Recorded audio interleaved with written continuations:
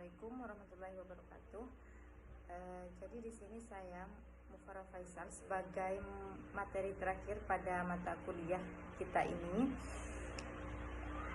Jadi di sini saya akan menjelaskan tentang isi makalah saya yang berjudul Peluang dan Tantangan Penerapan Media Pembelajaran PAI di Indonesia. Jadi di sini ada dua pembahasan. Yang pertama yaitu bagaimana peluang penerapan media pembelajaran PAI di Indonesia, dan yang kedua yaitu bagaimana tantangan penerapan media pembelajaran PAI di Indonesia. Langsung saja, peluang penerapan media pembelajaran di Indonesia, PAI di Indonesia. Jadi di sini pemanfaatan yang dilakukan dalam keadaan pandemi saat ini sangat dibutuhkan dan dimaksimalkan dengan arahan pemerintah bahwa pembelajaran yang selama ini dilakukan dalam satu ruang kelas ini berubah menjadi pembelajaran yang bisa dilakukan di rumah masing-masing. Maka secara langsung dan sadar sekolah-sekolah pendidikan diwajibkan untuk bisa memanfaatkan teknologi informasi. Penggunaan teknologi sebagai media pembelajaran mengharuskan guru dan peserta didik untuk menetapkan dan melangkah ke arah yang lebih maju dan modern sehingga akan mampu bangkit untuk mengikuti perkembangan zaman pada saat ini. Jadi di sini adaptasi dari pendidik dan peserta didik sangat dibutuhkan untuk pelaksanaan program pembelajaran melalui jaringan dengan memanfaatkan teknologi informasi ini. Lembaga pendidikan mendapatkan sebuah peluang dan tantangan yang cukup rumit sebagai upaya keluar dari permasalahan dikarenakan dampak dari COVID-19. Karena hanya dengan penggunaan teknologi informasi inilah peserta didik tetap dapat belajar untuk menimba ilmu dari pendidik yang menguasai materi. Masa pandemi COVID-19 ini dapat dikatakan sebagai sebuah peluang dalam dunia pendidikan. Pendidikan berkesempatan untuk meningkatkan kreativitasannya dalam mengajar. Pendidik dapat mencari teknik-teknik mengajar, strategi dan model pembelajarannya yang berbeda dibandingkan dengan pembelajaran secara tatap muka, sehingga pembelajaran tetap menarik dan dapat meningkatkan semangat peserta didik, serta mampu menciptakan kesan yang berkualitas baik melalui prestasi siswa. Karena di sini guru adalah seorang manajer, maka dialah yang mengelola kelas, mengarahkan kegiatan kelasnya ke suatu arah untuk mencapai suatu tujuan tertentu. Nah, keberhasilan siswa ditentukan oleh guru dan sebaliknya. Oleh karena itu, guru yang profesional biasanya mampu merancang proses belajar mengajar, melaksanakan rancangan yang telah dibuat, mengevaluasi proses pembelajaran yang telah dilaksanakannya serta hasilnya. Pandemi COVID-19 juga menjadi kesempatan bagi orang tua untuk mendampingi putra-putrinya secara langsung dalam melaksanakan pembelajaran jarak jauh secara online. Hal ini akan menciptakan suatu kerjasama yang harmonis antara orang tua dan anak.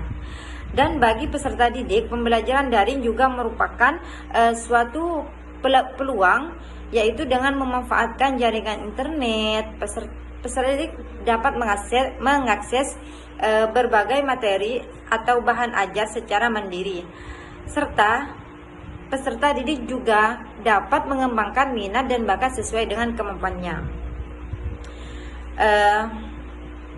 Dengan kecanggihan teknologi komunikasi yang berkembang pada saat ini juga bisa dimanfaatkan untuk mengembangkan pendidikan Islam Pendidikan Islam. Ajaran Islam tidak lagi dipahami dari rumah ke rumah atau dari perpustakaan buku. Namun ajaran Islam juga bisa disajikan melalui dunia maya.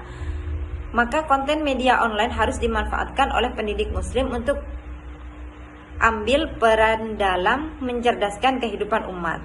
Nah, hal ini yang dilakukan oleh sejumlah dai yang lagi viral di tengah-tengah masyarakat seperti Ustadz Abdul Somad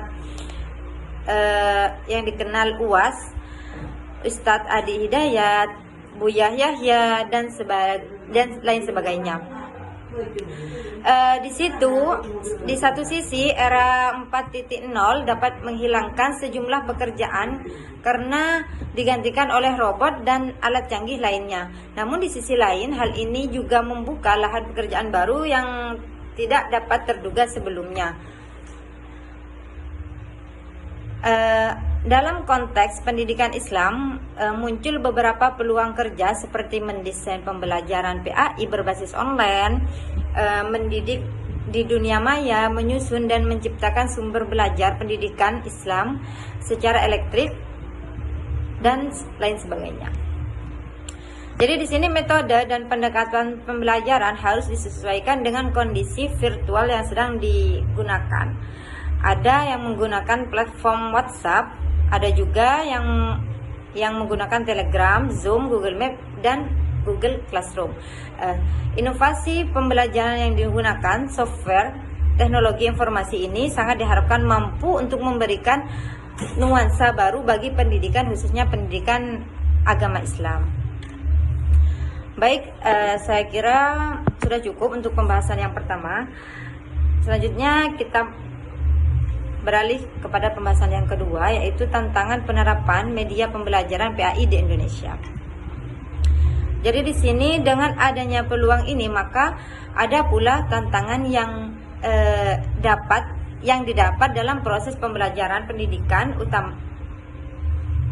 utamanya pendidikan agama Islam, di mana pendidikan agama Islam itu lebih banyak dan condong kepada pembiasan atau habitus.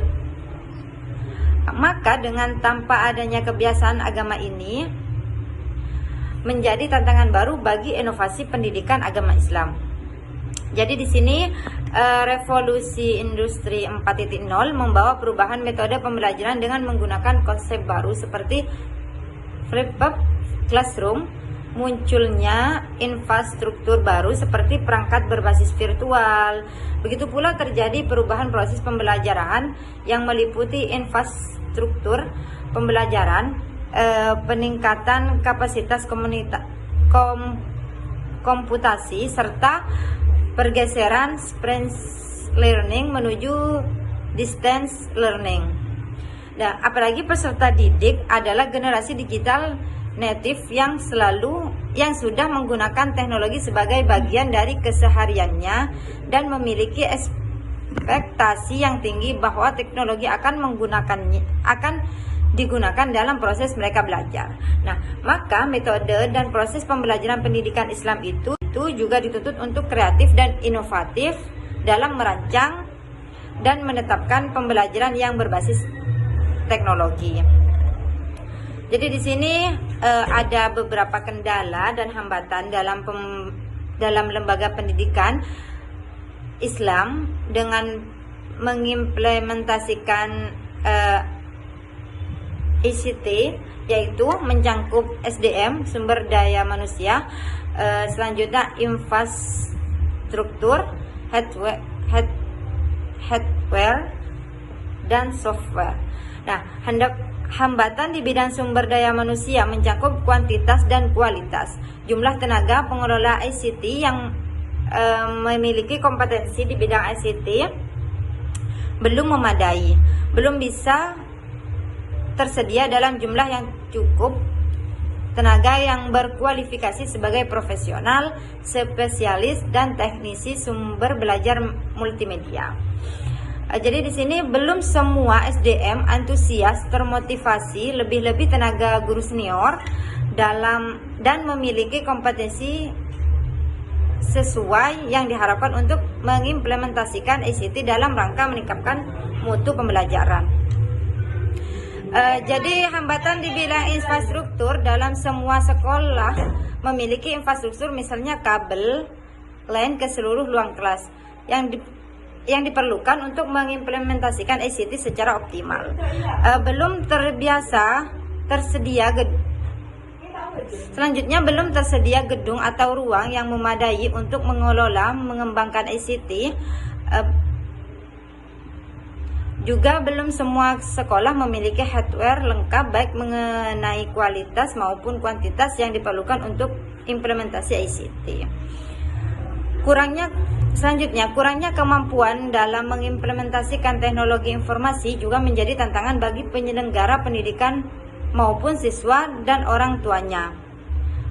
Mengingat tidak semua paham terkait penggunaan teknologi, oleh karena itu suka tidak suka atau mau tidak mau mereka harus belajar dan siap mengajar melalui jarak jauh dengan menggunakan teknologi.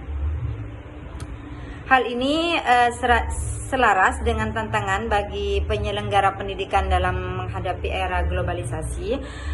Para peneliti pendidikan menganjurkan kepada guru untuk menyiapkan diri mereka dan juga para murid dalam menghadapi globalisasi. Antara lain di sini yang pertama, penggunaan komputer dan kemampuan pencarian informasi melalui internet sudah kebutuhan tidak terpisah di dalam dunia informasi seperti sekarang ini.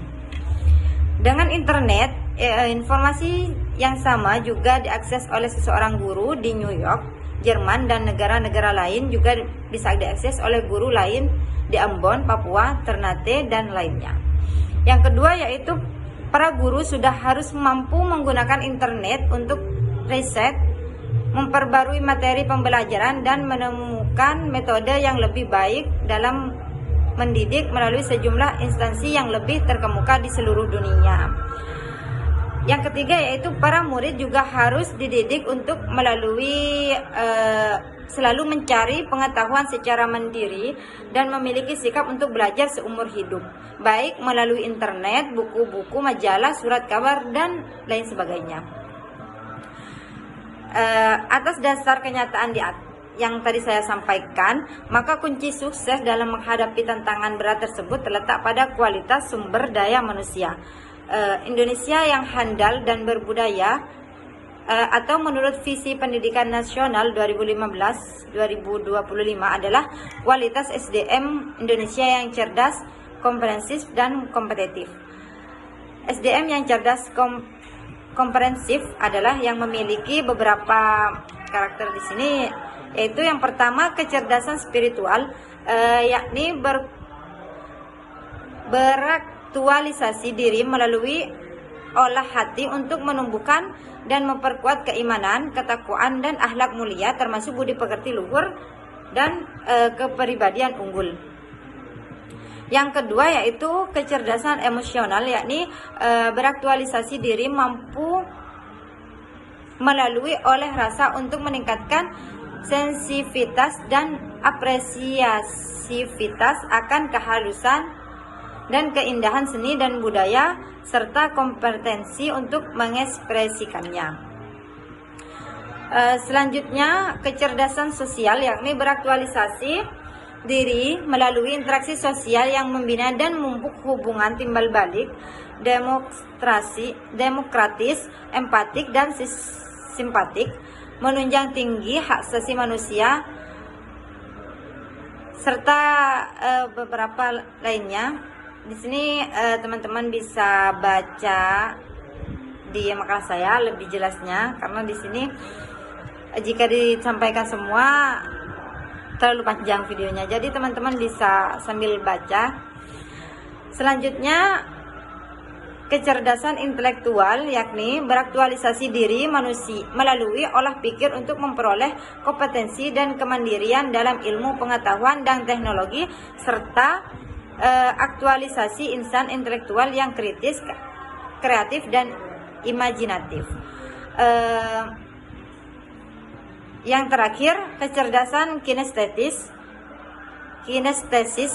yakni beraktualisasi diri melalui olahraga untuk mewujudkan insan yang sehat, bugar, berdaya tahan, sigap terampil, serta aktualisasi insan adiraga. Mungkin hanya ini yang dapat saya sampaikan. Yang terakhir yaitu kesimpulan. Jadi di sini dengan arahan pemerintah bahwa pembelajaran yang selama ini dilaksanakan dalam satu ruang kelas kini berubah menjadi pembelajaran yang bisa dilakukan di rumah masing-masing dengan melalui akses internet. seperti komputer, laptop, dan gadget lainnya yang berhubungan dengan koneksi jaringan internet. Nah, dalam hal ini menjadi sebuah peluang bagi pendidik untuk mengembangkan media pembelajaran seperti menggunakan platform WhatsApp, Telegram, Zoom, Google Meet, dan Google Classroom. Selanjutnya yaitu kurangnya kemampuan dalam mengaplikasikan teknologi informasi juga menjadi tantangan bagi penyelenggara pendidikan maupun siswa dan orang tuanya, mengingat tidak semua orang tua siswa itu paham terkait penggunaan teknologi. Oleh karena itu, suka atau tidak suka, mereka harus belajar dan siap mengajar melalui jarak jauh dengan menggunakan teknologi. Hal ini selaras dengan tantangan bagi penyerahan pendidikan yang dihadapi di era globalisasi. Mungkin hanya ini yang dapat saya sampaikan, kurang lebihnya saya mohon maaf. Mohon maaf jika suaranya agak sedikit bising karena di sini lagi di tetangga sebelah ada hajatan. Wallahu muwaffiq ila aqwamit thoriq. Wassalamualaikum warahmatullahi wabarakatuh.